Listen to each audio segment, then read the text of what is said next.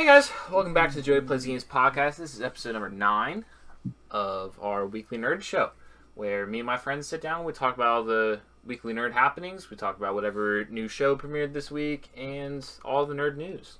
So I want to welcome you back to our show. I want to start off by introducing my co-host, my brother Nick, who's always here in person with me, so I can touch him and feel him. Don't do that. And then I got my some of my closest friends, Ronnie and Owen. And Owen, for some reason today, he turned 21, and now he gets to act like I'm the Falcon. a bird and can't button his shirt. But it's okay. Because I'm the We're here Falcon. for it. Happy 21, Owen. Happy 21, Owen. Joe, you should do a little animation with confetti in the post. Do this. Yep, you can do that. And he turned 21, so that's okay. It tastes like pure I garbage. just want to make sure YouTube TOS knows that. Yeah. And, Ronnie, you can edit that in. I'm kidding. I could try. You could try. He's got naps, but he's got ideas. So that's how you know he's waking up. Ronnie's taking a bunch of naps today, but when the ideas are tingling, that's how you know Ronnie's waking up. So, let's start off today, as we always do on our regular shows, not these last 2 weeks where we had these weird shows, but they were still fun, even though they're not uploaded yet, because I was bad. I edited one. The second one will be edited tomorrow, and then this one will go up. Joey, I've been editing a video for like a month. Mainly because I'm it's hard. It is hard. Also school, so I only get to work on it like one time a week. True. All right, let's get into the news. We're going to start off this week with one of the biggest news stories that we've been following since the inception of this podcast, whether Black Widow, what's going on. And we finally found out this week, Marvel Studios' Black Widow will be dropping in theaters and on Disney Plus Premier Access July 9th.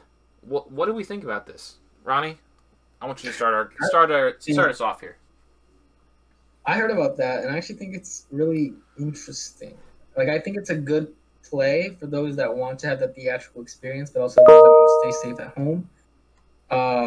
What's it called? Do we know? Like, I personally haven't been anywhere near. Haven't heard like any like numbers. But what are the current prices for tickets in movies? Because I heard that it's gone down, right? I thought they had dropped them a while ago, but the last time I went during the pandemic, somebody already bought them. So I don't know.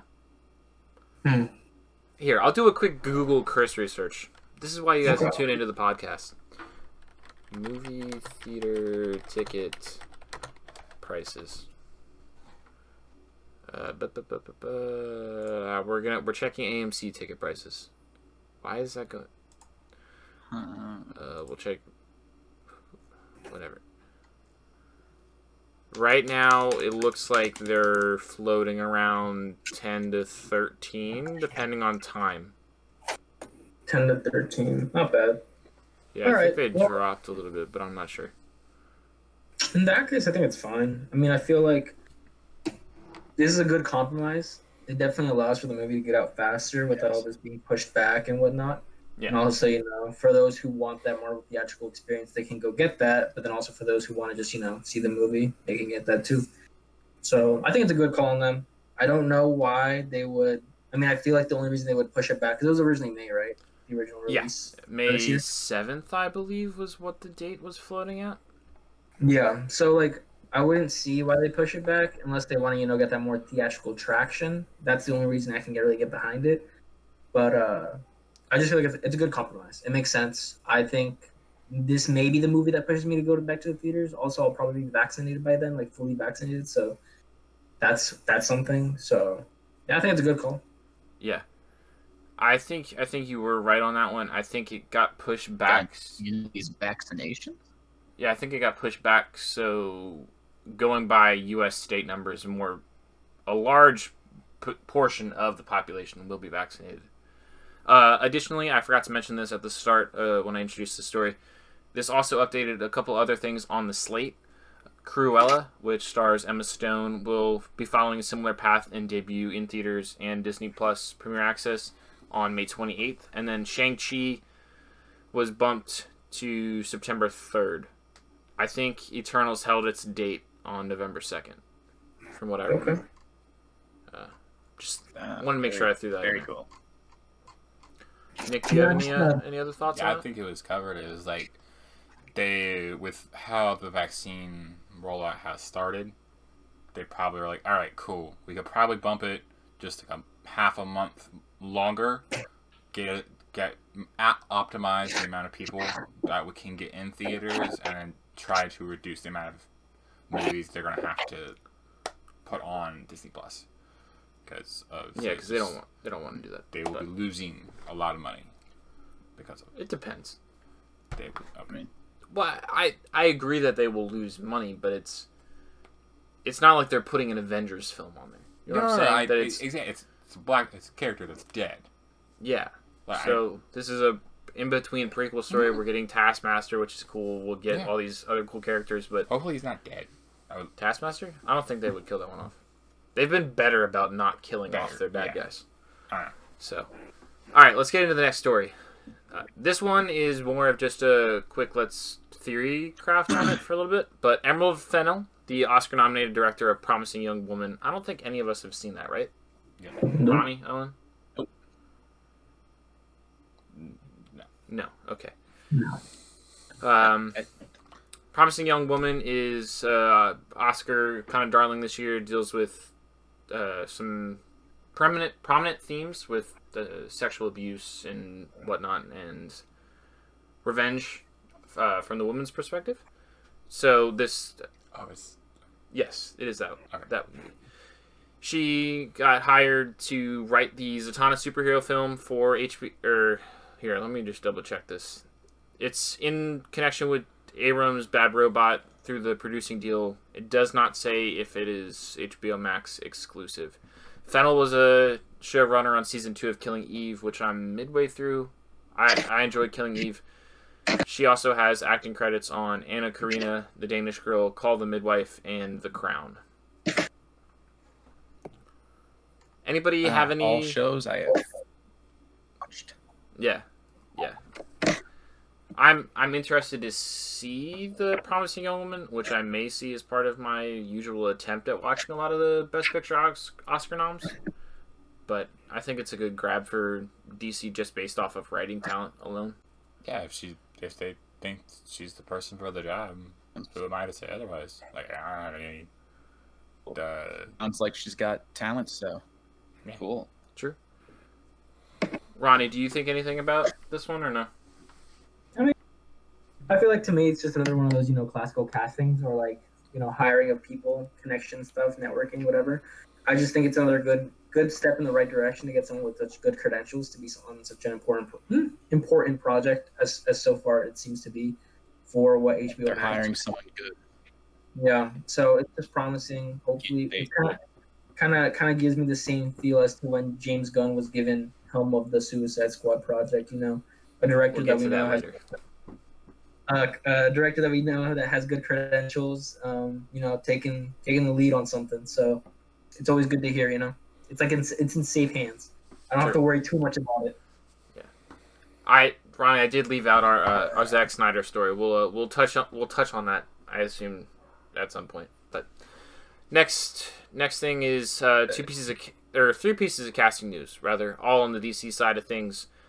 We have Billy Crudup's replacement for Henry Allen is Ron Livingston, who seems to be relatively close enough looking to the character. I doubt that that's going to matter. They'll get him as close as possible. Yeah, his acting credits recently are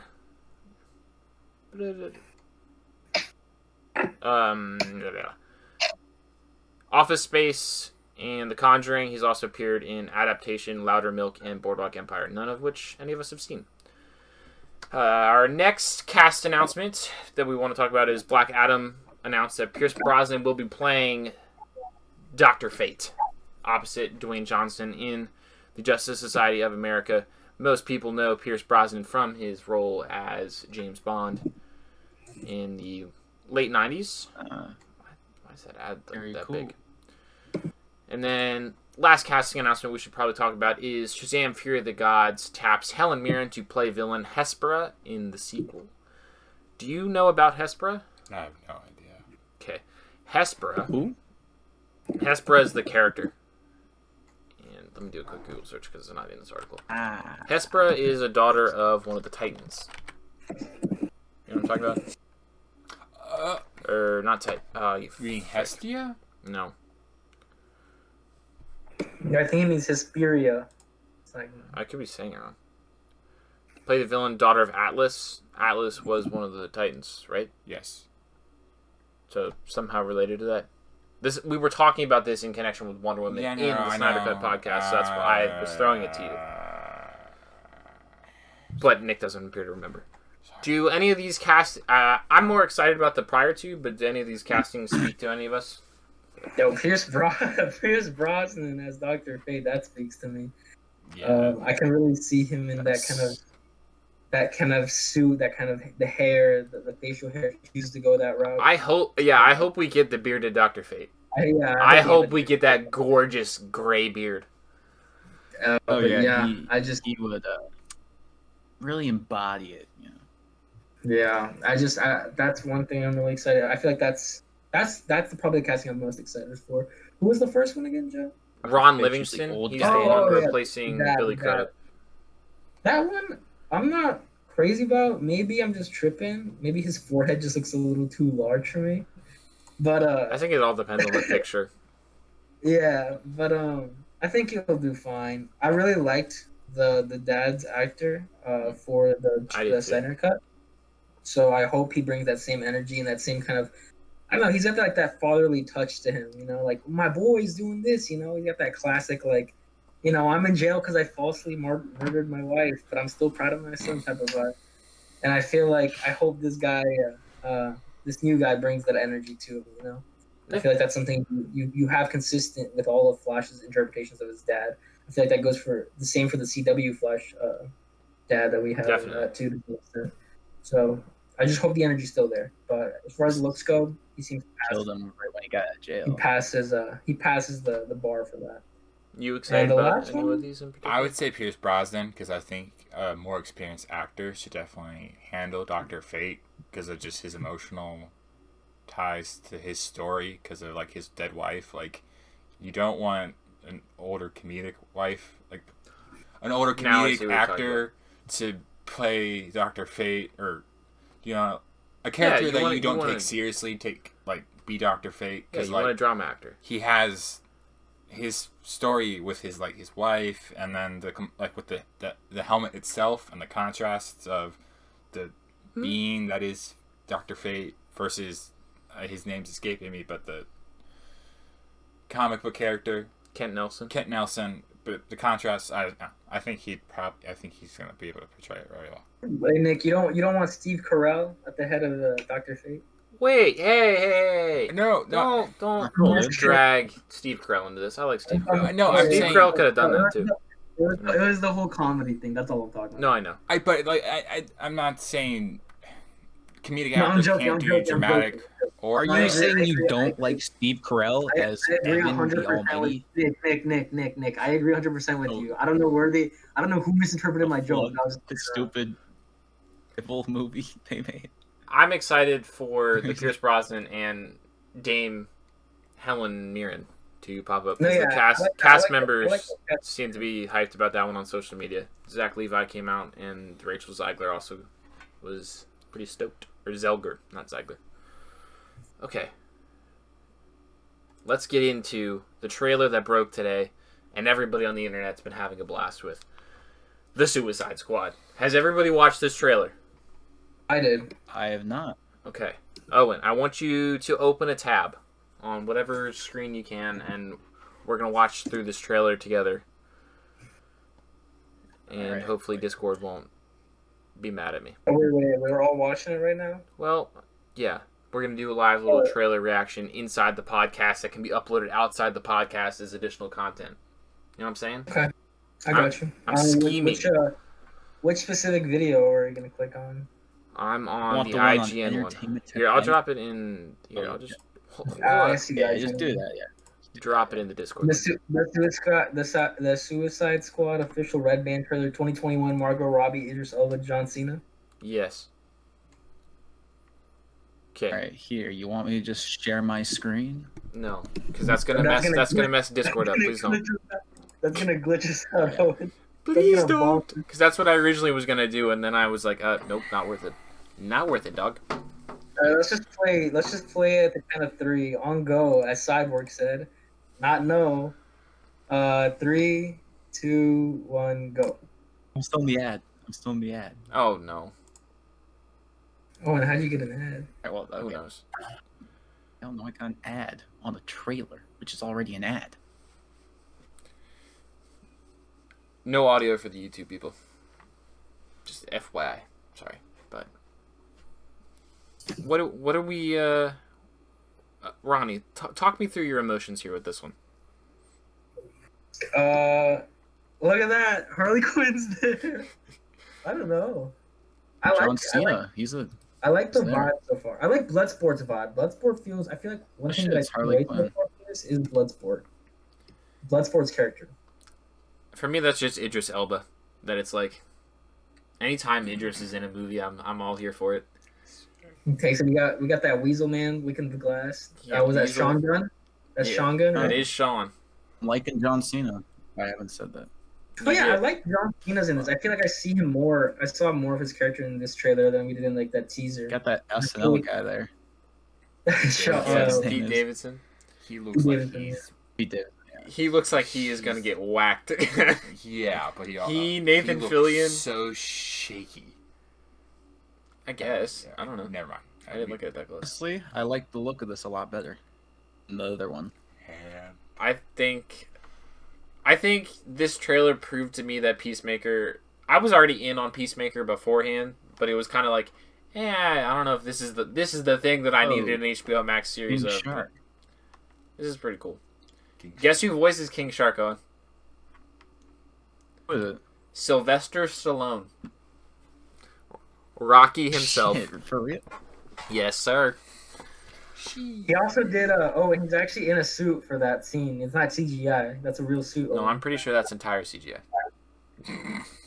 Has to be CGI, Ronnie. Yes. We get this lovely scene on the island talking about a bunch of male genitalia. It's great. Dude, why is Harley Quinn like a mix between like Lele Pons and Tana Mojo? I don't know. Not at all, but all right. I didn't. Just I like don't. looks and kind of I don't weirdness. think anybody you know? sees that one, but okay. I think you're just the thinking of Lele, Margot. but I don't get the Tana. Yeah, I don't get the Tana.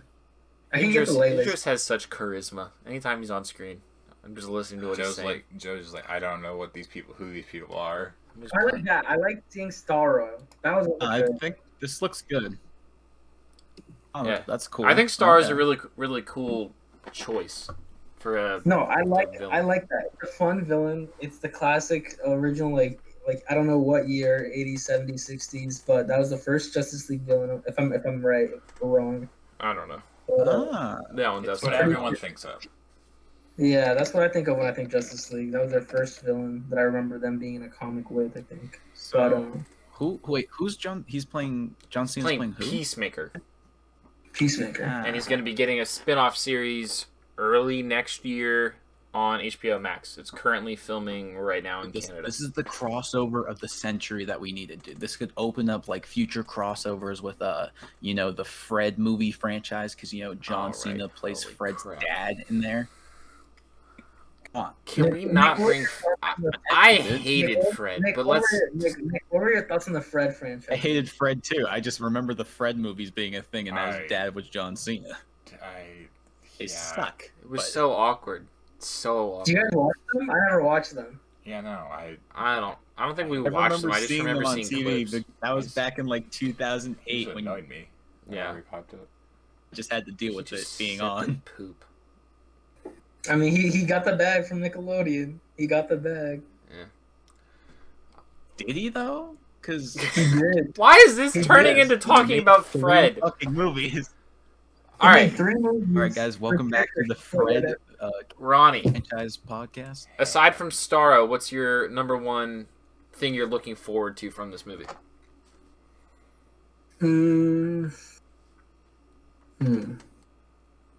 I don't know why, but it really intrigued me. It's really short in the trailer, but I don't know who that girl is. I just forgot like almost 80, not like 50% of which characters are in this, Suicide Squad because there were a lot. But Yeah.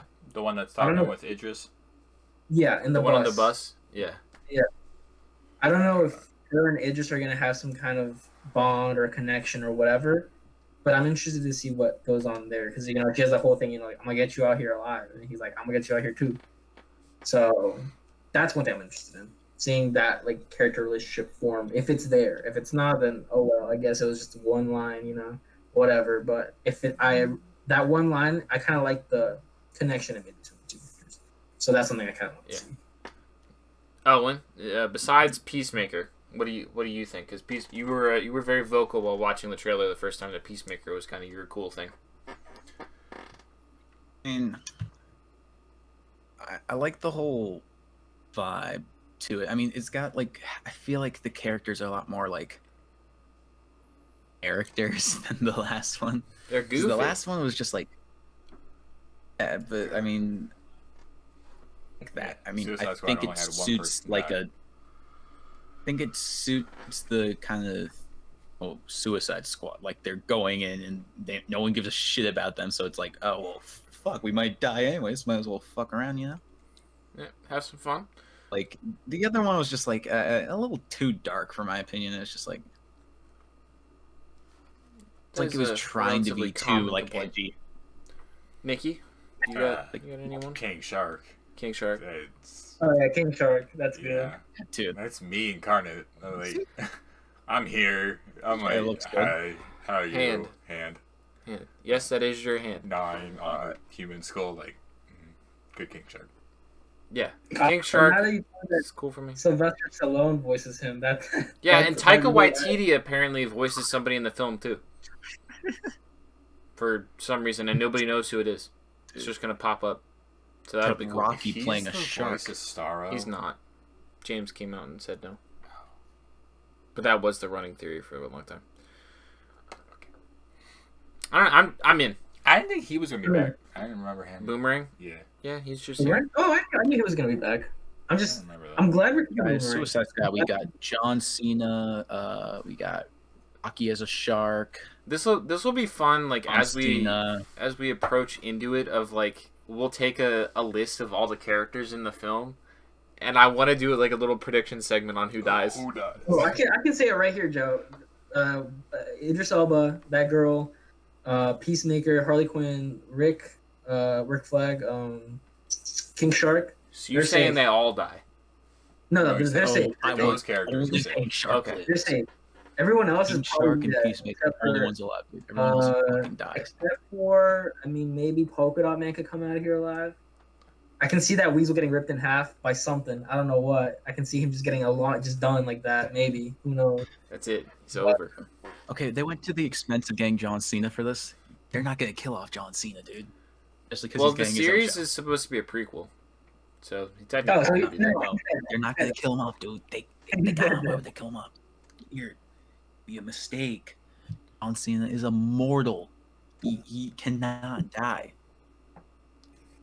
I'm very interested to see who does die in the film, but we'll get to that later. Yeah, it'd be cool. Real quick. I did want to point out the fact that I really do like Owen's point about the whole, he likes the feel of it. I don't know if Owen said that. Yeah, I did. But I like that because I feel like what we got with the last Suicide Squad was this kind of weird hodgepodge of like, oh, it's wacky, but it's also, they don't give a shit, but it's also really serious at the end, because she's gonna kill everyone. Yeah, it's just So like, but this, this feels like it's uniformly agreed on that. anything. Yeah, I agree. Like, Like, can Joey hear me or like? No, that's can just hear me. now. He was- I flailed my I arms was and filling unplugged dead the air mic. for him. But yeah, But Yeah, yeah, like that's just I like how everything. This just feels like it's gonna be all around fun time. Like that's the goal. That's what we're gonna do. Yeah, there will be death, but that's just along the way, And I feel Yeah. like this coherently gives that same tone. I In feel the like same it way gives how like a funny, like it's a comedic tone instead of like dark and grim. Like this is dark and grim, but the violence adds to the comedy rather than You know what I mean? Where it's Yeah. Yeah, no, it's like It isn't the focus. like a Guardians of the it's, Galaxy type background. Like the violence is there, but it's not. I guess I'm it's not- it's I'm a not- really weird it's not distinction between the two, but I think we've talked enough about that's this. Guardians of the Galaxy type stuff, you know? A bunch of assholes, and you're just gonna throw them a little Thanks adventure. for They'll be a bit tuning darker, into that you know? video within a podcast. Make sure to like the video, comment down below your thoughts on the Suicide Squad trailer. We'll be keeping our coverage on Suicide Squad till August when it comes out. And go back and click into the podcast where this video was to begin with. Now back to your normally scheduled podcast. I don't know Welcome what's back. wrong with that one. So, but what do yeah. we think Whoa. of the episode this I'm week, just figuring guys? it out now. What do we think about the episode this week? It's better than last week's. It's better than last week's. It was I'll say that. I feel I like like this one a some lot. interesting plot beats brought up, you know? yeah. I I want to hone in on that for a second because I think you and I last week were very much tied up in Snyder Cut and leftover expectations from WandaVision that it was I don't want to say we were coming off too hard, but it feels like we were not giving the show its fair shot. I frankly, Weren't, like, Joey, I frankly, Optimistic. I could be mistaken. I frankly disagree, Joe. Oh, I rewatched that first episode and it still felt the same. And maybe Snyder Cut is still inside of me, Joe. Maybe it's still taking over. I feel like it definitely is. But I will say, the first episode a little lackluster still to me. Second Okay. episode really good. I liked it. Is a lot better than the first one in my opinion. I don't know if it reaches any level of WandaVision to me yet, but it's definitely something. Oh, Nick disagrees. WandaVision's first episode kind of sucked. But, I mean, And they're different things. I don't know. they just No, introduced yeah. you to I'm the talking- feel, and it's just I'm like, talking about in terms of what it did for me. Yeah, Like, I can't take away Yeah, what yeah. it did for you. Just like Again, like, you- but overall, I enjoyed this week's episode. Yeah. I liked it. cool. Yeah. Okay. So we all very clearly enjoyed this one more than last one. I'd have to go back and rewatch last week's again. I rewatched it after we recorded the last podcast, and I felt fine on it. But I really enjoyed this week's I want episode. to rewatch both of them. Yeah, I feel like that's going to be a common theme, though. We're just going to keep talking about that. Bringing it all together is probably going to affect the enjoyment in a positive manner. So do you have beats you want to talk about? I feel like we should just break it up into kind of character pieces like we kind of talked about last time. Okay. So, Falcon and Bucky finally... Wait, are Falcon and Bucky the same thing? No. Okay, just had to make sure. We kept Winter confusing Falcon that last week. Okay. Ronnie kept calling it the Winter Falcon Soldier Show. It was great. I think that was him being Well, I know, but it's him. still... It was a You joke, say that, but then I don't remember that. For some reason, the joke slides off the tongue Yeah. so well that I See? kept saying it by mistake. Yeah. You and I do it all the time when we're talking about this outside the show. Mistake. When we're like, No, making I sure feel- it's the right character. I know. But so they're finally grouped together. So what do we think about that? Because that happened pretty early on in the episode. I'll give my take on that. It felt like I like their chemistry. I love it, but them grouping together, it just felt really abrupt. I was like, oh, he's just gonna go with them now. Okay, cool. Like it wasn't like like later on we get that one sentence from Sam when he's talking to the new Captain America. I know what his comic book alias. I know what it is. So John Walker. but I know they haven't. John Walker, U.S. agent. But they haven't referred to him as that yet, so I don't want to call him that if that's not who he is yet per se. But I have an idea about that. when he's talking to him, he's like, "Oh yeah, me and Bucky, we're free agents, so we kind of have more flexibility when it comes to like what missions we go on." And in the first episode, I didn't really have a good understanding as to what Bucky is really doing. I know he's kind of helping the government kind of undo what Hydra has done to it, but I didn't really take that as, oh, he's directly working in the same section as what Falcon is doing. I thought they were in two completely different divisions. So now when they came on together and he was like, oh, I'm going with you, I was like, oh, okay. I guess he can just walk in and do that, I guess. I don't know. It just felt random. It just felt random and kind of forced, but I didn't really care about it. It was fine. It makes sense later on, so it's cool. Yeah, for me, I thought Bucky was supposed to be like kind of just a civilian. Yeah, Like he same. got pardoned and he was supposed to have nothing to do with the superhero life anymore. And then when he walks onto that military base, I'm like, how did you get through all these layers of security into a flight that's about to take off to another continent? That you're not even a part of. Like that was the thing. I was like, you're not even a part of I it. mean, I kind of let it go, but it was like If he No. was he wanted to get to Falcon, so he got to Falcon. I think that just is a highlight of like. I don't think he was supposed to be there. I think that was kind of the how whole OP point. he is. How Oh, good he's the secret He agent. definitely, You know, he he's definitely wasn't supposed to be there. At least I think he wasn't. But it's like that's kind of Hey, got where in to trouble. me I was like, first off, I just saw him there and I was like, oh, he's here, I guess. And then I was like, okay, I guess I'm just gonna stop at them having a conversation. And then he hops on the plane with them. I was like, okay, it was just I went with the flow. It was But like, to me, it didn't really make sense. Oh, you got some things to I'm say? getting there. Just like he was just like, I'm gonna go there. I got there. That's all there is to it. Yeah, I don't know. really great analysis So, there, Owen. what do we think about their relationship? wait, How it's Nick. con- Nick, Yes. Nick, I what think was it's your pretty thoughts? good. What was your thoughts on that scene? I just thought it's like he was angry at Falcon, so he found Falcon. He's the Winter Soldier. If he wants to do something, he can do it. It's like he's not supposed to. pissed. He's supposed He to was be like- civilian at the moment, but it was like it shows him struggling of like who he's going to be, like with the first episode of like Mhm. he's turning the new page. Now he gets to write his own story, but he can't. You can't do don't- that yet. He can't do it yet, kind of Really, stuff. Yeah. So it was just like, Stop a trained assassin from sneaking into a place. I mean, yeah, it's like I don't know. I mean, It didn't stick out to me of like, how is he there? I was like, yeah, he seemed pretty angry after watching John Walker, so he was like, No. I feel like we were all pretty angry after seeing John Walker to some extent. I mean, even Nick His wanted to face punch. is just Even Nick so wanted to punch his irritating. face.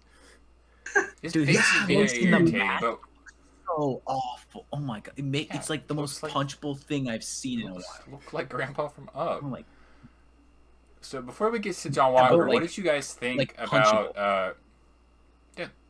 I don't think anyone's disagreeing with you. punch him. I don't want to punch No. the up guy. You just don't I really wanna want punch to do what this Owen guy. does. Okay, moving on, Owen. What did we think of the relationship between the two of them? Of how it's kind of strained over the shield, Joey. I feel like it's a point of conflict for them to not be buddy the entire time. That Little manufactured.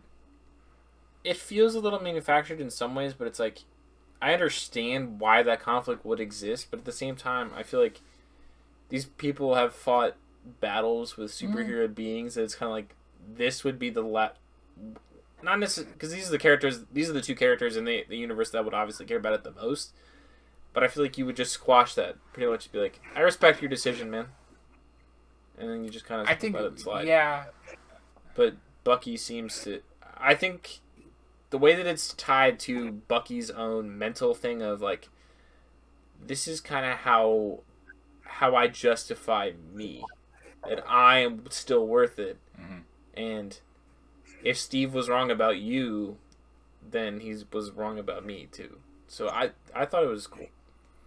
Did you guys? I'm do you coming guys around on it, I Feel guess. the same way with that line from Bucky? If he was wrong about Falcon, and consequence, he was wrong about Bucky, and he shouldn't have. I'll been say saved. this: the one thing this episode did great for me, that I feel like no other Marvel movie has been able to do for me up until now, is actually care about Bucky to some extent. I've always liked Bucky. He was always a very cool character. I loved him as the Winter Soldier. Very interesting, menacing villain. His whole arc is very interesting, especially tied to Captain America and the way it is. I always liked that aspect of him, right? Like what his idea, like what the idea of Bucky is.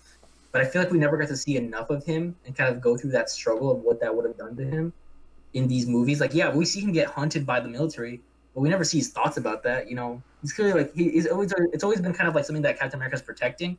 but we never see him be his own character. And I feel like this episode really let us see that side of him and see that emotion. And I feel like that scene did it for me. And that's one thing I like about this episode a lot. It makes me actually care about his character more than I ever have. I will say that whole conflict that Joey mentioned, it felt a little manufactured. I agree with that. To some extent, I feel like them fighting with the shield feels like a lot of running in circles. Because I feel like Falcon's point as to why he gave it away makes sense, He didn't think it was going to, go to someone else. But at the same time, I can agree with how Bucky feels because of the things he's been through. So while it does feel a little manufactured, I feel like it's really well done and necessary to some extent for Bucky's character. Owen, do you feel the same way about how it's a little manufactured? Yeah, but I mean, it makes sense. It's a sensible thing to be fighting about. So I mean, I'm all right. I'm okay with it. I think it'll be probably resolved fairly soon-ish. Next episode, maybe. I don't know. Kind of what you and I were talking about in the car. That it's like this whole manufactured anger between them. What I think it is, because I feel like when we're talking about more manufactured, it's more that there's like a disconnect between them. Like in the movies, I always thought they were cool. Like, yo, we're both Cap's guys. We're a squad. Let's go. And I feel like now that Cap's not there, the squad's falling apart, which is what this is supposed to be. But at the same time, do I really want to see the squad not be apart? So I feel like it's almost like there are no stakes. You know what I mean? Where it's like when there's that line coming out of the therapist when he's like, "Yeah, after this is done, we're just gonna go our separate ways." And it's that line almost meant nothing to me because it's like I feel like it's not gonna come true. I feel like through the course of whatever happens in this, they're gonna be back together, and by the end, they're bros. They're gonna go fight crime and stop supervillains together. However that works, if it's through the government or whatever. But there's one thing I want to hop off on that point. But what I think it more is, it's a disconnect of like they have the same feelings, but they're just dealing with their own stuff at the moment. And this situation has brought them together before they're able to process what they were going through.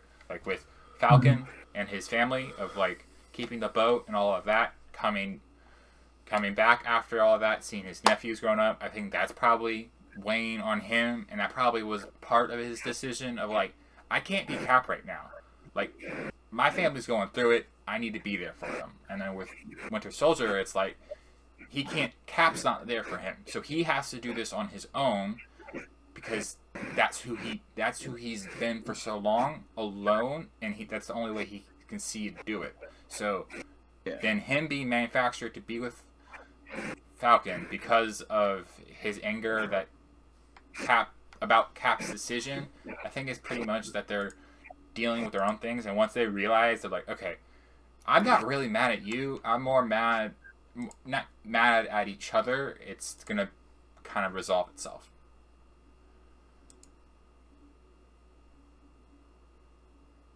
Oh no, what did I do? I don't know. Did I do something? Did Owen leave? Back. Yeah, I think Owen just walked off. I don't know what just happened, but my whole thing just reset for a quick second. Okay. Well, yeah, I had muted you for a second because I heard like background noise and I didn't want to interrupt, but Nick was talking, so that's why I was confused. Okay. No, if we want to, I mean, if it ever happens, I can go to hold the talk, Joe. No, I think it was fine. It was weird. It started doing it toward the end of the last Falcon episode too, but it's not. Useful. One thing I wanted to hop off of what Joey was saying at the end was, do we think this is a series that's going to get multiple seasons? I think it depends. I think for me, it's more likely that this gets more seasons than WandaVision does. Oh yeah.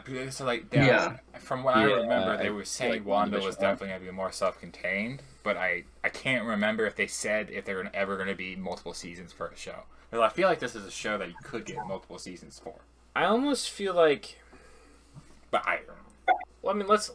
I'm okay with focusing on this for a second because it's something worth talking about.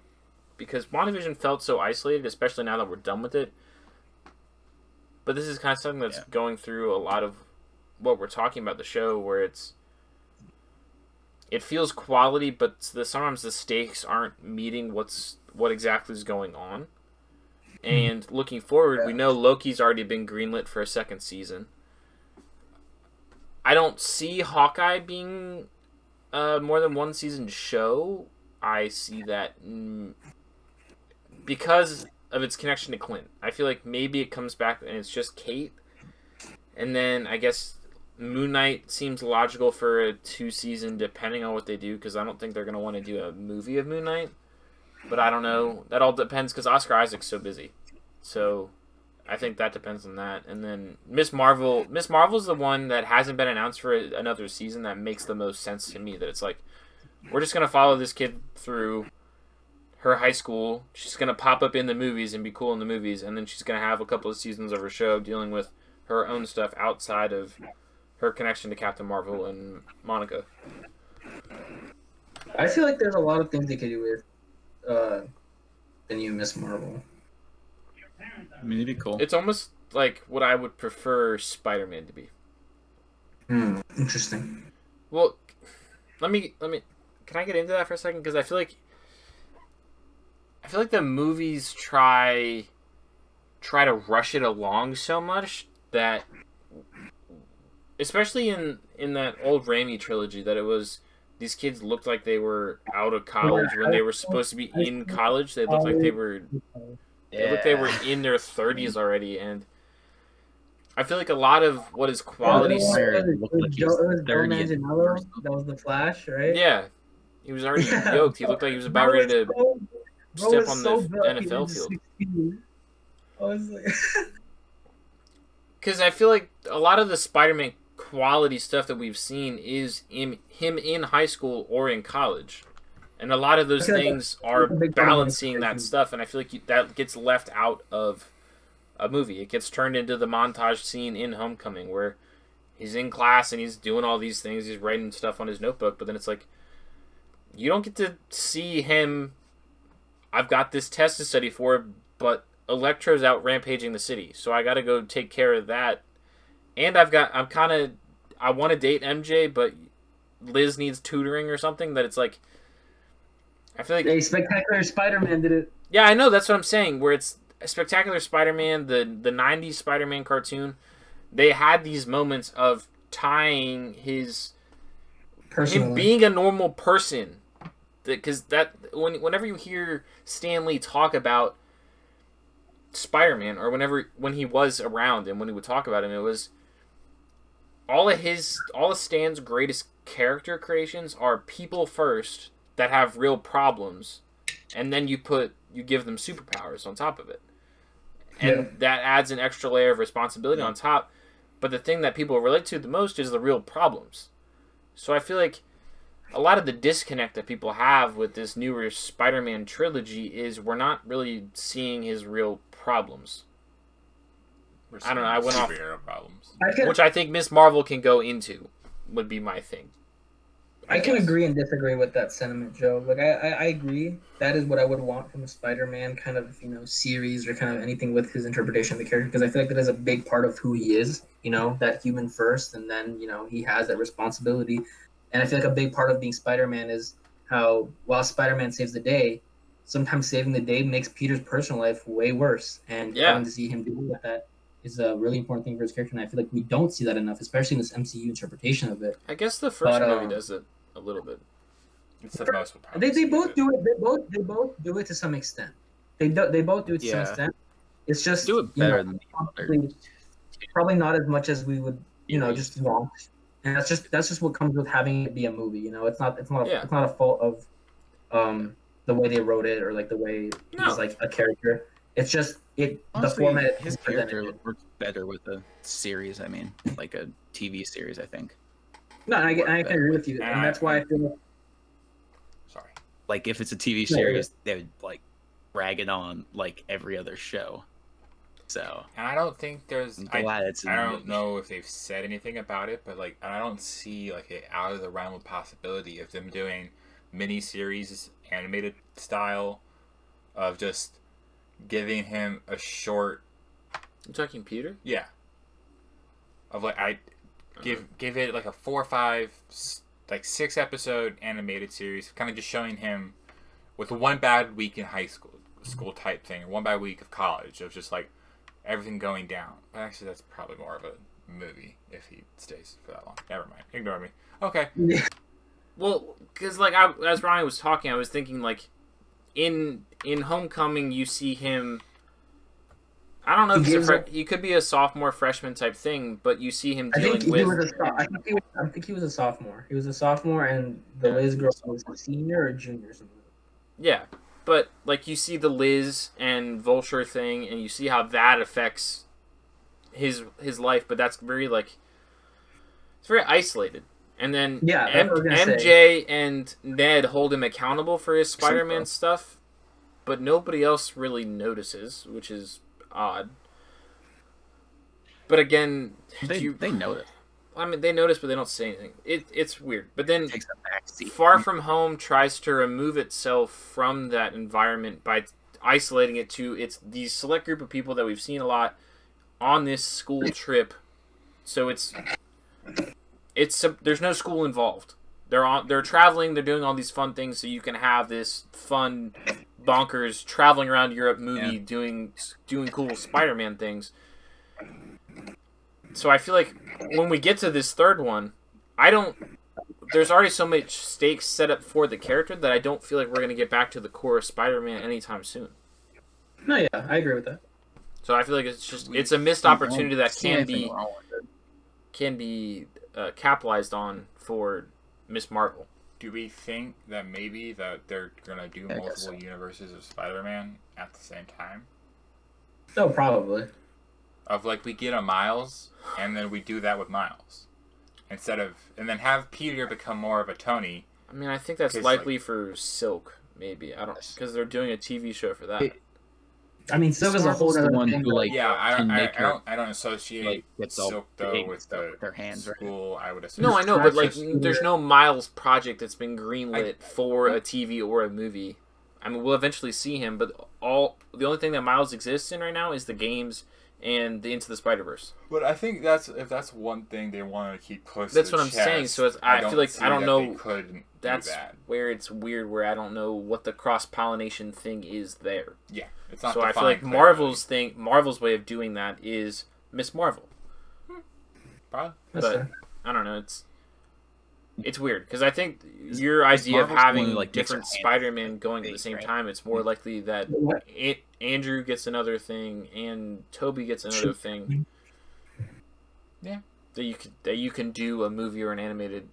I mean, they're building toward a live action Into the Spider-Verse anyway. So I don't know. No, I go to mean, Joe. I feel like at this point in Spider-Man's story in the MCU, we're getting so detached from his school. Like, his stakes are being raised to such an extent that kind of high school stuff won't matter. At least it wouldn't matter as much in his story for the sake, I guess, of this narrative.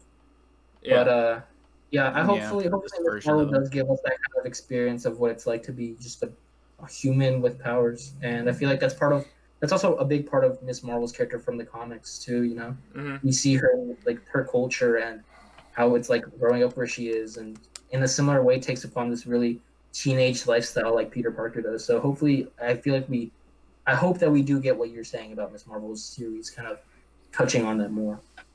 Yeah, it's just... That'd be cool. It's very odd because it's kind of what Ronnie and I talk about off camera all the time with DC, where it's like sometimes you get these really human stories, or it's really tied to human emotions, and then I feel like sometimes the human element isn't so much there with some of these characters, and it's really weird. But it's one of those things that it's like when I think of Spider-Man and why I love Spider-Man, it's that he's just like us. He's our age group. He's got powers, but he's dealing with all the same problems we have, but he's dealing with powers and his responsibilities for that on top of it. So, you look at the core basis of Peter Parker. He's poor. His social life isn't necessarily the best situation at all times. He's a middle class kid in over his head in a school, surrounded by so much noise. I mean, I almost feel like the fault of that is Civil War. And forever, how much I enjoyed Civil War as a movie, the big sacrifice in the comic books of him saying, I am Spider-Man, that is taken away by just introducing this kid and being like, Yeah. he signed up to go fight with Iron Man because Iron Man's cool. But yeah, I mean, that was. I feel like I'm I'm just being really hyper negative right now for no reason. I mean, it's not hyper negative. I feel like it's a fair criticism of like the way the MCU does its characters at times. I mean, that's just a part of the MCU. You know, this is their story. They're not always gonna copy exactly what the comics do, but it fits their story. So, Mm-hmm. I mean, same with Mantis. You know, in the comics, Mantis is just like some high name assassin, and this, you know, she's kind of just like that sweet little reads emotions and stuff like that. So. Yeah. There's a lot of characters where it's like where that's the case, but yeah, hopefully we do get that in Miss Marvels. Anyways, yeah, we totally went off on a sidetrack on your question. Sorry. But I mean, no, that's when this podcast becomes fun, is when we start doing rants and these little topics inside of topics. Do we want? Winter Falcon Soldier season 2? Depends, because we were talking here. Honestly, no. Nick, pose the same question you did to me. Sure, but Oh, and hold on a second. We'll get to whatever you're talking about in a second. I can't remember his name. Isaiah. Do we think Isaiah will get a not a flashback? Christ. You got to provide a little bit more context. Right. So, remember the scene in the show with the old man. Thanks, Joseph. So the character So what did the two of you, when watching that scene with the older black gentleman, what did you take away from it? Or what do you know about Isaiah? it? Let's say. Yes. Isaiah, the character that Joey need you to make explain, which I had a brain fart, okay? I'm allowed to have them. Nick, I was with you. Joey thought that I wasn't with you. I was with you all the way. Thank you, Ronnie. It's Joe's fault. So, any idea of who he is, or what the scene kind of was telling us about? From what I took of it, not really. And I'm not quite too sure. Maybe he has deeper meaning in Marvel lore, which I might not be aware of. But from what I took of it is kind of the fact that after Captain America, or maybe even beforehand, they did test all these other subjects with the super soldier serum. I mean, Hulk isn't a testament to that in itself. But it didn't work out the way they wanted to, or maybe they just didn't like him as that kind of role model, and they gave him the boot. They kind of put all these people that have been tested with super soldier serum, some kind of boot, and put them away. And that's an example of what that kind of experience may be like, and Isaiah is proof of that. Mm. But do I think they're going to flesh out his character more in the series or come back to him more? I hope they do. In the same way that I hope that Bucky goes back to that poor little old man, I hope Sam gets to have a nice conversation with Isaiah to learn more about kind of all the messed up stuff that goes on with the government, with the super soldier serum, and how all that stuff plays into everything. So, do I think it will happen? I'm not sure. In the comics, he is Black Captain America. Mm-hmm. And what his kind of whole story was that after Cap went under ice, he got the serum, but then the government didn't want him anymore. Like, it was the whole idea of just, he was a black superhero and he was pushed under the... I mean, you think about it at the time that it's Cap goes under ice, World War II ends, and you come back in 50s and 60s are very much civil rights era stuff start brewing, so makes sense. Government doesn't want a black Captain America in the forefront of U.S. politics, so they shelve him. They put him in the background, and they put him in jail for 30 years. That's a little much. Oh yeah, I mean that's fucked up. It's terrible, especially. We'll get to that with the racial in a second with the connotations of a lot messages of that they're doing. Racial messages they're doing. But I did catch on that a little bit, and I do like what they're doing with that with Falcon. I feel like a lot of flack that the MCU gets a lot is with somewhat lack of diversity, especially with so many movies.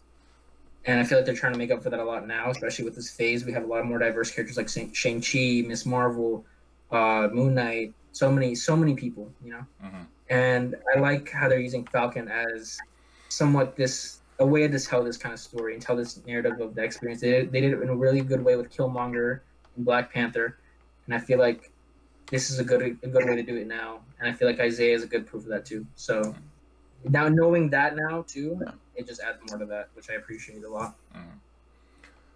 Well, so the question Nick posed to me in the car was, do we see a prequel series involving what his time his time was as Black Captain America before he got shelved, and then the other end of it is, did those genes pass down, and the grandson who is protecting him, is he the new Black Captain America, and then is involved in the Young Avengers? Because his as Cap's grandson is canonically a Young Avenger that comes.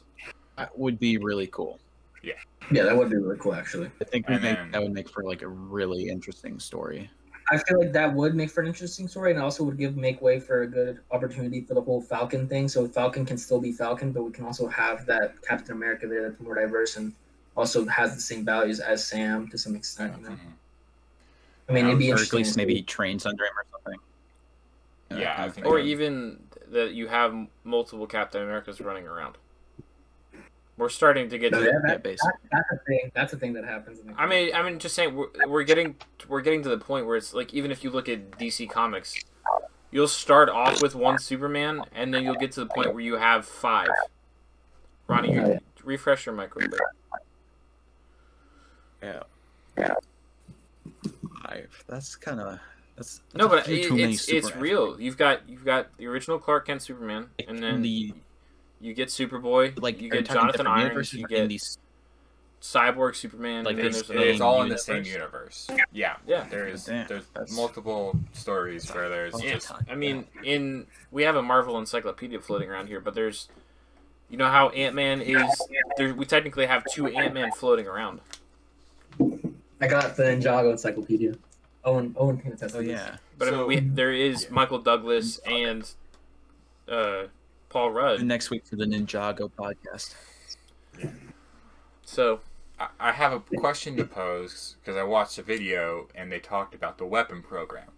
Weapon X. Well, it's technically the weapon program because Steve was Weapon 1, and Weapon X is. That was I was correcting you because I thought I was right. I missed the whole step. I was apologizing. You're good. Yeah, but okay. Do we think that's where the super serum? Do we think that's where the Elijah is from that program? And do you think the program is going to be mentioned? I think it's logical. I think he's sick. I think that's probably how you end up explaining Logan. Mm-hmm. Whenever Logan eventually comes back. It's logical. It's logical, but I wouldn't tie Marvel down to it. I feel like Marvel has very creative MCU but they've been very creative ways. The thing is, they've been hinting at that since the Incredible Hulk. If you go back and rewatch it, there's Weapon X or Weapon Program stuff written on canisters. Hulk is for what gives Hulk and Abomination their powers. Technically, Hulk is from the Weapon Program. Yeah, that's what I'm saying. Yeah. I think it's very much all connected. What weapon number is he? Like, who knows? That's why I'm pretty sure it's Weapon H, but that also might be the evil. So Hulk. They do letters and okay. What I'm lost. That's just me. I don't Tim know. Called Captain Weapon 1. I don't know if that's the correct. Who? Tim Geddes. Kind of Funny's video. Sorry. Referred to Cap as Weapon 1. Okay. Wolverine as Weapon X. It might be different. I just didn't know if X was 10 or X is in like this. That's why I got confused. Or is it X is in the letter? I don't know. Regardless, we're arguing over semantics. Weapon H, Weapon B. Yeah. So I mean, I think we're all on the same page that would be cool if we eventually get to that point. Hopefully, that would be sick. I feel like there's 2 things we kind of need to talk about before the show ends. We need to talk John Walker, and I mean, we kind of mentioned it, so we could probably continue on it. But like, what did we think of that cop scene when we got out of the house? Yes, that the cop scene right out of the house of Isaiah. Yeah. I thought it was good. I feel like it was a good interpretation to some extent about how that kind of situation goes. I liked how Bucky was kind of half on the whole like you're like just give him the thing, like it doesn't matter, but also at the same time being like, no, he's not causing a problem. Like I don't know why you guys are getting so Yeah, I think it confrontational. was he kind of realized like, oh wait, no, like no, do you not know who this is? Like, Yeah. we chill, we're having it out, but we're chill. I thought I it just was. said, I feel like the scene that stood Yeah, most it out really for me. shows. I feel like one thing I really liked about it, in general, that whole neighborhood scene, is that while we do get to see that kind of the downside of all that, of all the racial inequality that goes on in the show that we see through Sam, I like the little bits of hope or kind of just joy that we see for that culture. With the When kid. Sam, with the kid, where he's like, Do I call you like, Black Kid? You're Thought Black that was Falcon. funny. Like, why am I called that? Like, I'm just Falcon. Yeah. And then he just cracks a casual joke, and I feel like that really lets me humanize with Sam. Like, I feel like something important that we can't lose or not mistaken fully with touching on these kinds of things in these kinds of form of media is that while there is a lot of bad, we shouldn't just act like that's all their culture is to it. They have such a beautiful way, and Black Panther does this well with Wakanda. And I feel like Sam in this scene with that one kid did it really well, showing the kind of urban side of it. They have a culture, and expressing it through Sam is really well done, and I like that. I like that a lot. I think Black Panther was like the African experience, but I think what we're seeing here is the African American experience of. Yeah. So, I like seeing Falcon as this kind of like hero to them, and how people see him in that. yeah, in that way. definitely. He's a lot more grounded than pretty much most characters are. He's like You're having fun driving it. It's fun. Okay. It's fun watching me. a more realistic kind of character. Like he doesn't have powers. He like just has wings. There we go. I wanted to talk about that. Yeah. So going back to our discussion about the weapon program, and then I'm going to lead it into Walker. So we've clearly kind of established now that there's people who are enhanced super soldiers, and do we think Falcon would take? Do you see the story going of Falcon having to choose to take the serum? Anything in the comics? Well, no, do you think from where I'm going is I think we're gonna get parallel stories of Falcon and John Walker are both going to be struggling against them, and then we will see the decision that kind of separates them of like from becoming Cap and from John Walker losing who he is as Cap, because at the moment, although he is antagonist at the very end, he is trying. They presented him to be a pretty good guy. He knows he's not Cap. He's trying to live up to the best of his ability. But from that conversation between Cap and the Doctor, it's a good man becomes great, a bad man becomes worse. So he does all of that, but we kind of see at the end he has an anger issue. So do we think he's going to be driven to the point where he has to take the serum, and then we see him just those bad parts of him become elevated, and then with Falcon of like, no, Cap chose me. He knew that without the serum I was still worthy. I ranted, but No, I agree with that. Yeah, For a second, I thought you were saying like, is Sam gonna choose this year? Let's Owen, you got the ground. You go. it was I mean, long-winded. But Sam maybe taking it would be interesting, or like being offered to and then rejecting it. It's like, yeah, fuck that. I don't need that shit, man. No, yeah, I agree with all. Those, I feel like Also, Sam. I feel like it would be a very good high point in like a good conflict where they are tested who takes the soldier serum or not, and I feel like John Walker would take it willingly, more so than not, and Sam would kind of have a moment where he thinks about it, like maybe he does need it, but then at the end, he says no, he doesn't, and I feel like that would be good for his character too. Joe, I almost don't want that. don't want the situation of him having to take it. No. I don't know why. It's Or maybe not even have him having the situation where the government's like, do you want this? Or if like him considering of like they bust But someone who has it. No, I know what And- I mean I know what story the story element you're posing. I just don't. I don't. I feel like it boils their powers. It boils their story down to just their powers. You know what I mean? Where it's. I guess, yeah. Or like what we were talking about earlier with Peter Parker, of how we feel like sometimes the human element is missing. Mhm. A lot of what we have in this story so far is the very human element, and this would just switch it solely to their powers. I mean, I feel like Wouldn't this we works get the towards. human element with his decision ultimately, No, hypothetically, to not No. take it? I get that, but I would almost prefer John Walker to just come out, because I would almost prefer John Walker to come out and be very much against the Skull Crushers, and Bucky and Falcon to be kind of on their side. Oh yeah, that's I would- kind of what I want. I would almost prefer that, where it's more of like an immigrant. There's a very immigrant parallel to it, where Walker and his partner are coming at it from a U.S. government angle, where these guys can't exist. The people in control. The people in Yeah. control Yeah.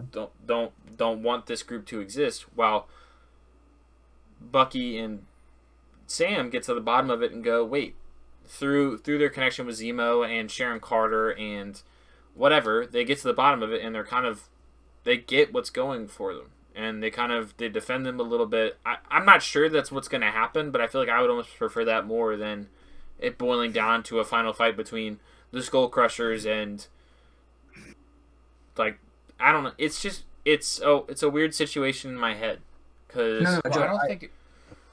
Go ahead. Right, yeah, I'm back. I just wanted to Sorry, say that sorry about that. No, I just wanted to agree with Joe on that. That is kind of the vibe I got from this episode. That we kind of humanized. Joe, you're calling them the Skull Crushers, or those they're Flag Smashers. Flag Smashers. My Yeah, bad. I was like Flag Smashers. Smasher. It's because they're putting on that thing. It looks like a skull. Oh, yeah. But what's it called? I feel like I can see them a little humanized a little bit, especially with those scenes where like that girl, it's not like she's some brave. Like, yeah, they had that fight, and she clearly could hold her own, but it's not like it's something that she's like, And I mean, like, full on. Like, she's clearly afraid of what's gonna happen. She doesn't know where this is all gonna go down, and like And she's how's it afraid of gonna the end people for who them. gave him the serum. the other I'm thing assuming is, those like, people that were chasing that him. the one guy at the end just got riddled full of bullets. That it's like, Yeah. if we're really gonna be like, oh, these super soldiers are so hard to take down that we need to start juicing ourselves, it's like, wait, this guy just got riddled full of bullets. He's dead. Like, he pushed down the I mean, the tower, and then he just ran at them. The serum? But I think Yeah, the we say what? fact of it is that the character that died was probably one of the least, didn't seem to be trained. Of like, I don't think they're villains, but I think what we're gonna see is probably the power brokers, the people who were chasing after them, do have trained individuals who are enhanced. But I almost feel like the power brokers aren't what you think they are. I feel like the power brokers could just be But I mean, government. wouldn't Captain America just die if he got shot full of bullets too? I mean, it doesn't make I mean, him. just, I mean, he seemed It to makes walk sense. off anytime he got hit. But it I was like, usually just he's chalk that also- to his armor. Yeah, he's like wearing a suit, Kevlar. I don't know. This guy's just fine. wearing regular clothes. He got shot by many guns. I don't know. It was just weird because I mean, even on the highway fight scene, Walker pulls out his pistol and shoots the one person, and you see him. They're all helping him, clutching at his throat. That it's like, I feel like these guys aren't they're juice, but I don't think they're like. maybe When he's you like look an at inferior like version the or something. parallel in Captain America and the Winter Soldier, Cap and Winter Soldier are the only two that can fight each other. But Cap's pulling his punches, so it's a weird dynamic there. That's why the Super Soldier is so powerful.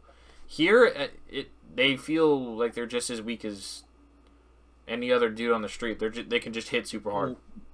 Like, they're enhanced, but they're not. But maybe it's like an not, like, inferior unkillable. serum or something. It I could think maybe be. the serum could be like inferior shit. I mean, they lost, like, they only had the one when they made him originally, so this could just be like some diluted version from his blood or something like that. Just some. It's a. I'm not talking about the serums that Aldrich Killian was working on to some extent. Don't we have that too? True. Wasn't that one of Soldier Serum? No, Maybe it's not I thought even that was the something else, exact but I same could be serum wrong. that used on Cap. You know, maybe it's just a similar kind of serum. I don't know. It's just weird. The way I see it, Joe, I agree with you. You might see this whole Flag Smasher group kind of having different intentions than they're being portrayed, and I feel like that would really work. I feel like that all depends on what they decide to do with Baron Zemo. You know what I'm saying? That's one thing I Oh want yeah, to I talk forgot about him. That was the one thing that probably got me the most excited in the whole show so far. At the very end, where they're like, That was cool. we gotta go see Zemo. See, I was expecting Zemo to be like out on his own, out and about, whatever, doing his own thing. But no, like they can go talk to him, and I felt like that was really cool. Consequences and whatnot. Yeah. I don't know, because it's weird. Like, WandaVision was so much to me like a mystery, and this one's more of like a buddy cop thing, where it's like I'm in it to watch Falcon and Winter Soldier interact. I'm not that's my plot there. It's like I'm watching Superman and Lois not to see Superman punch the crap out of stuff. I'm really watching it for the family drama. This is more.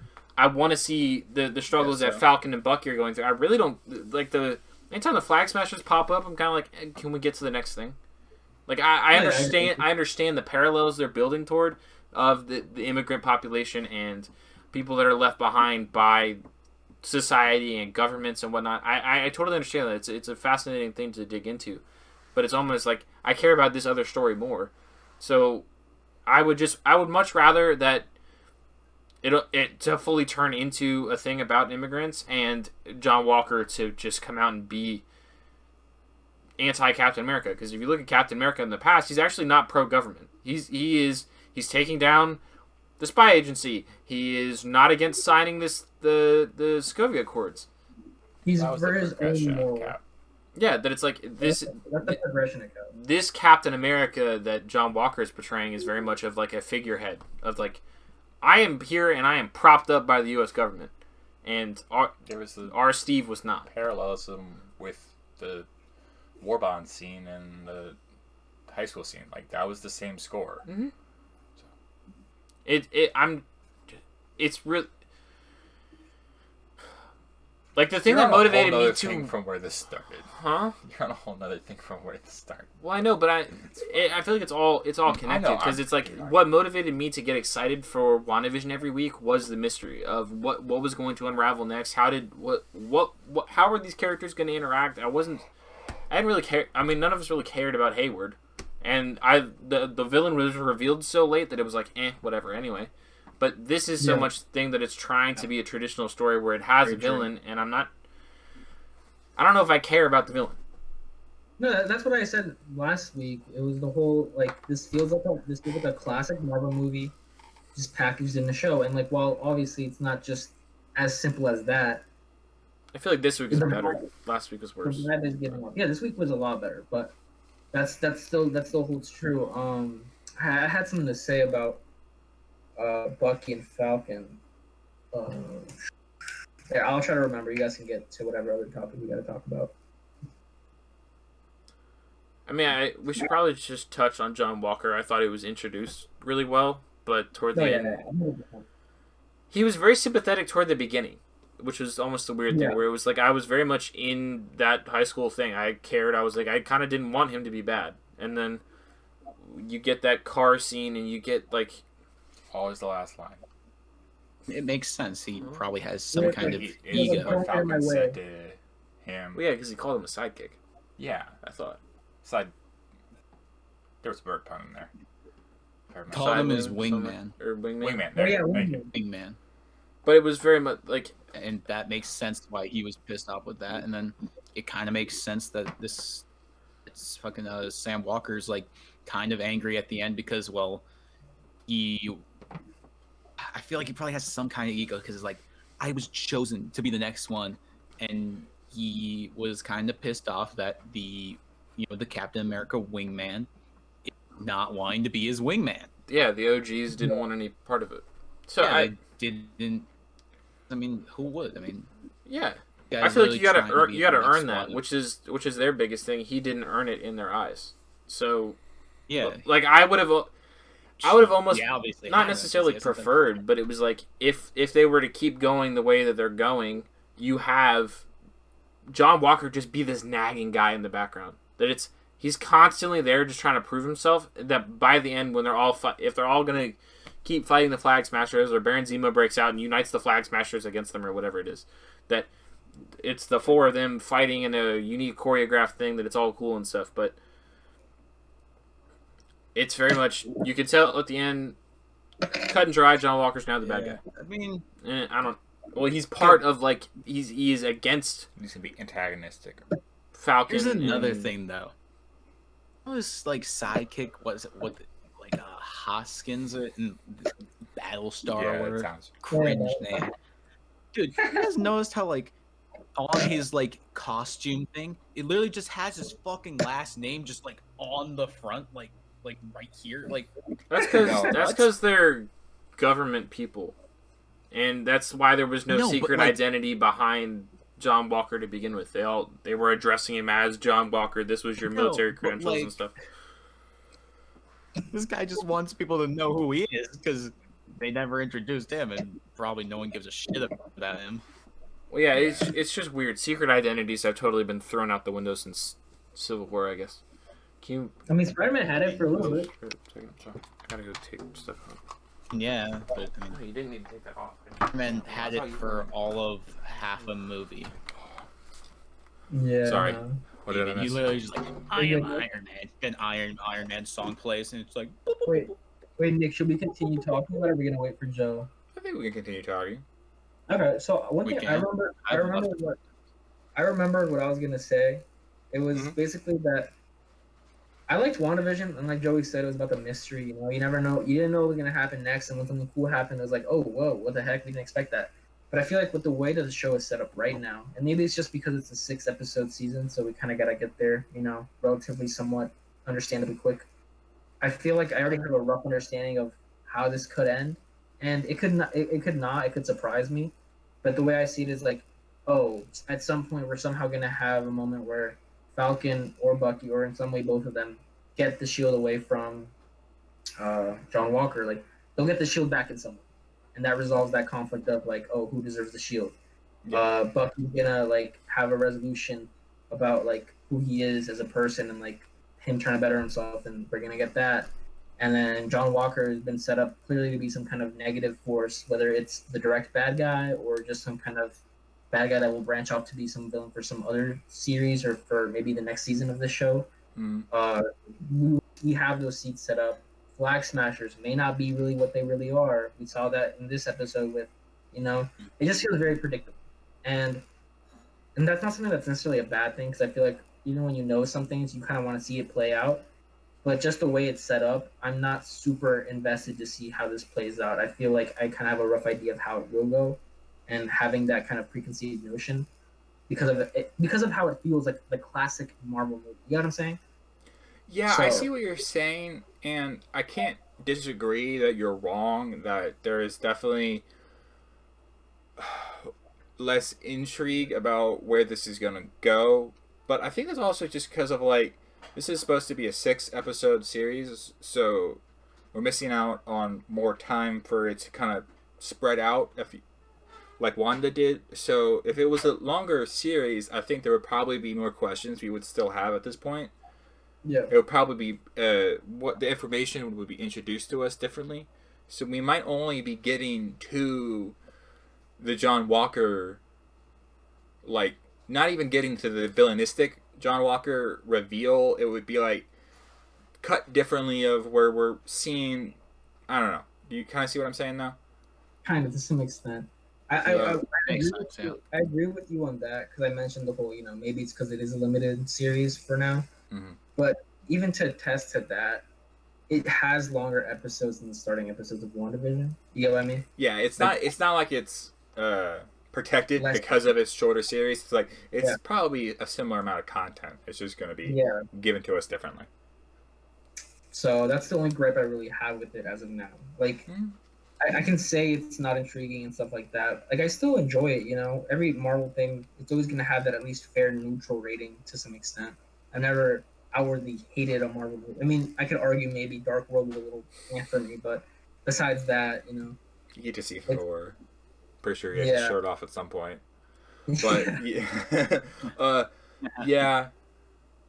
I don't know. I don't think that's in my opinion though. It's not like a detriment to it. Of like I don't think it's gonna be able to separate completely from the Marvel movies of being just a TV show.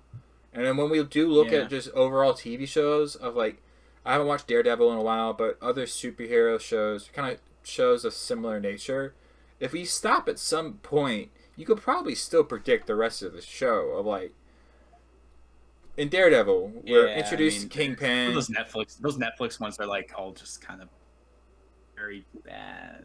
Yeah, a lot of them like first seasons, and then after that they're just the first seasons were probably the best of them. But do you see what I'm saying though, Ronnie? Of like, if you stopped at a point in those shows, you're introduced to the villain, you're introduced to the semi-antagonist of like, there's the villain's the overarching thing. Then you have to see there's someone that's their henchman that we don't quite know those connected, but we could at a certain point with limited information be like, all right, that person is definitely connected to him. He'll be the big bad at the end. So I don't know. I mean, yeah, I agree with you on that. It'd be like, oh, there's one more point of conflict between characters or some shit within the end and then where you were. Yeah. Like it's like you get early season conflict, mid season conflict, then the end of the season climax shit. So it's like you watch the first part, you can kind of predict, oh yeah, there's gonna be one more stupid shit that like mixes people up, and then they're all back together, and then they do this final thing. No, yeah. I agree. Those Netflix shows just kind of like got off bad. I agree with you.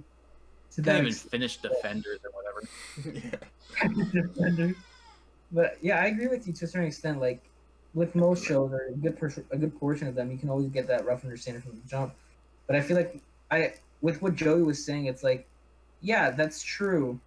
But with this, it's like I'm not really feeling the stakes here. You get what I'm saying? I don't feel like I'm losing too much here, or like I'm gaining anything great out of it. Yeah. The most I can say is that I'm like what I'm enjoying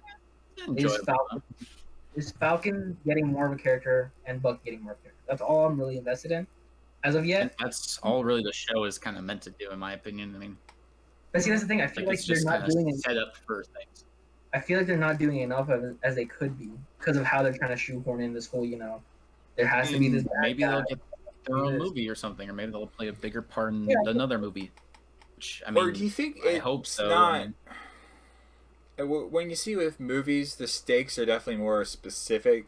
Do you think it could be argued that the stakes for this show are trying to be more universal of like how the stakes are after the blip? This is the stake for the entire Marvel. Do you want me to? Marvel Universe after the blip. So that's more of the stakes, and then we're being introduced to it's a focus on it's a character piece, but the stakes more come from the universe of after like post blip. Yeah, I mean that could definitely be a thing too, but again, I don't know. I guess so. I don't. Maybe it's just the way they're telling it. Mm-hmm. I don't disagree with what you're saying. Of like, there's definitely.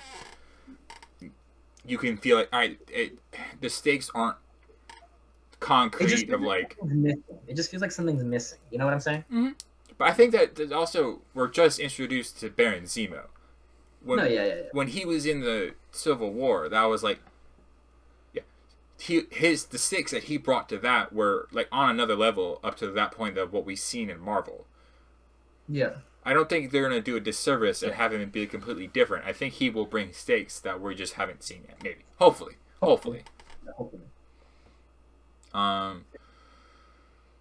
Yeah, I'm not really sure what you guys were talking about, but it seems like Baron Zemo is definitely going to be the show so far is setting its pace just like WandaVision was in the first couple episodes. They were trying to find that sweet spot to get the audience to let the audience know what is going on and to try and set expectations. That's what the first couple episodes of WandaVision were for those who weren't already hyped for it. And this is it's the same thing. That it's like we've talked about it already, that we all think that this episode was better than the last one. Not that the last episode was bad, it's just not great. And then the stuff that they're posing at the end of that what they've done in this one, and we still have a couple more episodes to go. That it's like, I'm excited. I'm not looking forward to it, but I guess it's just remeasuring my levels of hype for it. Mm-hmm. Yeah, that's exactly the best way to put it. Like, I'm interested to see where this is gonna go. Like, no doubt, it's always like, oh, I really do like. Okay, I guess interested is kind of like a bit much for me on my end, but like, I do want to see. I do want to see Falcon get that shield back. I want to see him come up to that mantle and like take control of it, and that's what I want to see. And I want to see Bucky make amends with that. And I'm not getting enough of that yet. I guess maybe that's just me, because that's what I was more interested in the story, and kind of having this flag smasher stuff. John Walker's cool. It's an interesting take of how to challenge this dynamic between Bucky and Sam. But like Joe said, and like I've said a couple times now, just I don't know. I just feel like something's missing. But and I don't know if it's missing. It almost feels like it's juggling a lot. You know what I mean? Yeah. Where it's like the old complaint about the Spider-Man 3 from the Raimi universe is that they were juggling 3 different villains. They were juggling Peter and Mary Jane's relationship. They were juggling Harry finding out from after the events of Spider-Man 2 that Peter was Spider-Man who killed or who didn't save his dad in Spider-Man 1. That it was like there was so much going on in that story that they couldn't do justice to any one thing, and I'm starting to get just a little bit concerned with this. Just a little bit. But we still have I think 4 more episodes to go. No episode count was confirmed on this one. And we already know. I thought it was confirmed for 6. I thought it was confirmed for 6, but no, there's no official Marvel. Okay. This is 6 episodes. WandaVision was 8 or whatever. 9. The only thing I would have to say to maybe not lighten but kind of ease your worries is that if we look at the promotional material, everything we've seen so far has been from the material. We've seen a couple scenes with Zemo and we've seen some stuff with Zemo and the Flag Smashers that we haven't. And Sharon Carter would be the only but that's like cuts of just showing characters stop. So I just think there's a lot more that we're 100%. I think by the time episode 4 rolls around, you could probably make a better judgment. It's just, and you and I were talking about this in the car today, that it's just so weird coming off of WandaVision, coming off of Snyder Cut, that you're now having this more cut and dry thing, and expectations have been. I mean, not necessarily cut and dry as like, oh, I can tell you what exactly the point was beforehand, but it's very much of like... dry and cut. That's an elegant way of putting it, Ronnie. But you know what I mean, though? Where it's like, when you go back and rewatch stuff, you'll often find you either enjoyed it more or you were going into it with like a rose-eyed glasses the first time. And I feel like this is now a thing that we have to start talking about is the level of hype surrounding whatever we're watching and the level of hype that's surrounding other things that are coming out at the same time and things that come beforehand and are coming afterward. Because I feel like that plays into the level you are enjoying outside of like your own critical attachment to it. I can agree with you on that, but the thing is with me, I went into WandaVision with very, very, very low expectations. And came out of it with Wanda being probably one of my now newly most favorite MCU characters in the whole franchise. And in the same way that I went to WandaVision kind of, apathetically, I kind of went in the same with this, I didn't really know if I was going to like it as much as I did WandaVision. Just knowing the style of it. And maybe that's just, again, my personal preference. But it didn't give me that same kind of, like, holy crap, I'm back into this, like, this gives me that same feeling as like Phase 2 or Phase 3 Marvel, whereas WandaVision did give me that to some extent when I went into it, kind of that curiosity of where do we go from here, Couldn't that be broken down though to the characters, of like just take it at Wanda is arguably one of the more powerful characters in the universe that we've been introduced. So we're now getting very much grounded, and I think there's probably not shock, but just the taste of what we experience with Wanda is still there. So I think it's just a contrast to be like, this is more of a grounded story.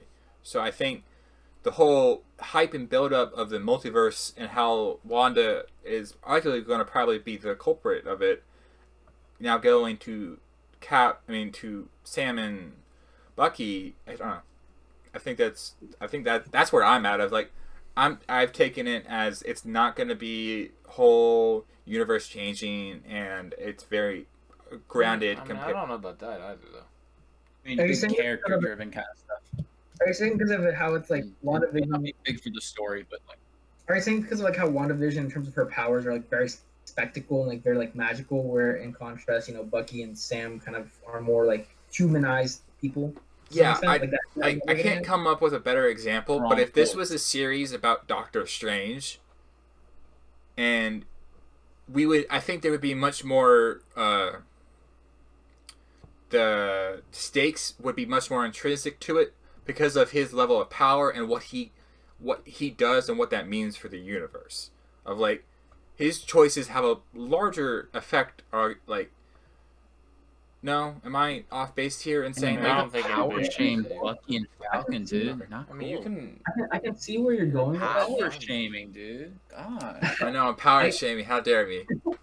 I can see where you're going with like, that, Nick, but I feel like Oh yeah, sure. Oh, he got wings. He's got no arms. Wait, you producing that, dude? I feel like what a good Metal appendages people. my rebuttal to that to some extent is kind of how and maybe this doesn't go with the point that you're making. With Captain America the Winter Soldier, probably one of my favorite MCU movies.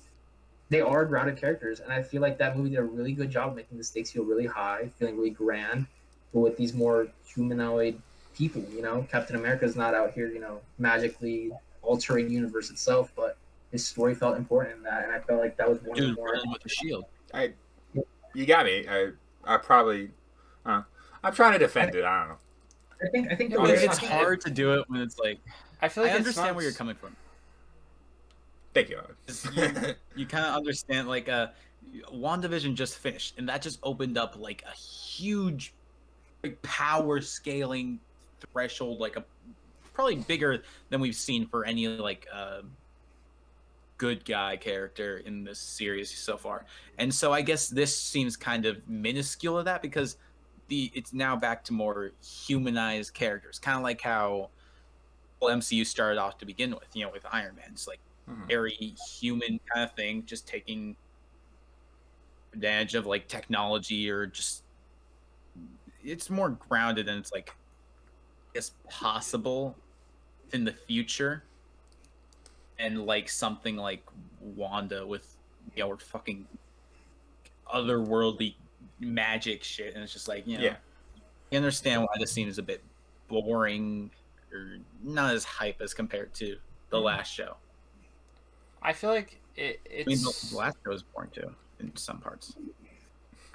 I feel like it's so interesting because like most of our direct parallel for this show is Captain America: The Winter Soldier, and that movie worked so well because of the entire movie that came before it, and it also benefited on Steve's performance in Avengers, where you have this dynamic, and it was almost like a pre-existing thing that you. And you come to think of it, like, Winter Soldier isn't really revealed as Winter Soldier till halfway through that movie. And this is dealing with a lot more length. So I think they're both political thrillers in some extent that we have to give it a little more time before we start harshly judging it. And by no means am I trying to come off as like this is bad. I'm just trying to. I think it's important to incorporate into our conversation that we have to consider levels of hype going into things and what came before, what's coming after, what are our specific connections to it, because that not only helps the audience better understand where we are coming from, but it also helps us to be all on the same page of like Ronnie saying that he came into this with low expectations, like he came into it with WandaVision, is it's something that we can all use in the discussion. Be like, I understand that, Ronnie. I understand where you're coming from. But then where I'm coming from is like we still have. It's like we were just served a 5 meal course, and it was like just yesterday. But you just woke up, and we still got that taste of the leftover fondue in our mouth. And now we're starting eating our cornflakes again. That it's like this doesn't taste the same. I like cornflakes Here, though. think about it this way, Okay, you because get my metaphor point. I know. think about it this Go ahead way. on. We're only 2 episodes in now. Yeah. This whole series is going to be 6 episodes total, right? Yes, Roughly, in that Or range. Soldier thing. Okay, so if you think about it in the sense, this is Wanda seemed more like an actual like serialized kind of show. You know, it seems like a very week to week kind of thing. This seems a lot more like just like a standard kind of Marvel movie that's just kind of being aired in parts. Yeah, exactly. It's That's like- that is This exactly is what like I've the been movie's saying been split up. So you think about it, so far, this is probably the only first third of the movie. Yeah.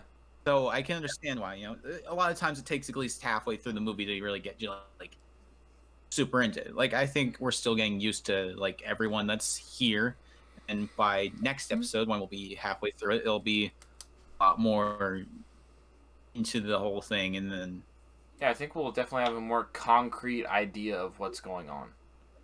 No, yeah, and I mean that's what I said from the start. This feels like a Marvel movie. it'll show some goal. Into an episodes. Like the only contrast I have there is like if we do the math like Owen was doing right now, it's like we're 1/3 into the series, right, per se. Mm-hmm. But when I was already 1/3 into WandaVision, it already had. That's what I'm saying. Yeah. Like this, it has me to some extent. Don't get me wrong, but it's just not at the same level. And I don't want to play the comparing game because it's not fair to compare it to some extent, you know. But it's just that's just Yeah. that the way it's making me feel so far, you know. Yeah, And- it has to be included to understand where you're coming from. Yeah. Just in It general, makes sense. do It's we like One Piece. go ahead on. Owen. Like One Piece. Oh, it's very kind of given that it's kind of hard for people to get into it, at least for the first 500 episodes. few episodes. No, not even. It's like within the first thing. Yeah, It's proven 9 episodes that, in, I'm people like, didn't really get into it. I don't know. But once you I can't tell if Owen's lagging out or just staring at you in disgust. I don't know. He definitely lagged out. discussed it. You cut on our end, Owen. Oh, you did? I did. Oh shit. It was actually so you kind guys of- on my end. Owen was still fine. Yeah. Oh. So you're talking about how getting into One Piece and then there was a difficult entrance and then kind of cut off from there. Yeah, kind of. It's like doesn't come into its. I mean, I guess not. No, that's not a good way to phrase it. It's like starting threshold is just weird. Yeah, I mean, but I think but that's kind of a whole different thing. It's more of just like, oh, there's so many fucking episodes of this that you can't really intimidating in a sense. But this is more like it's not intimidating. So it's kind of the opposite end of that because it's like it's intimidating. So that way you're not like enthralled with it. It's like it doesn't hit like a good beginning or like it's like not like a good middle point between the two spectrums where you easily get into something. Yeah. Mm-hmm.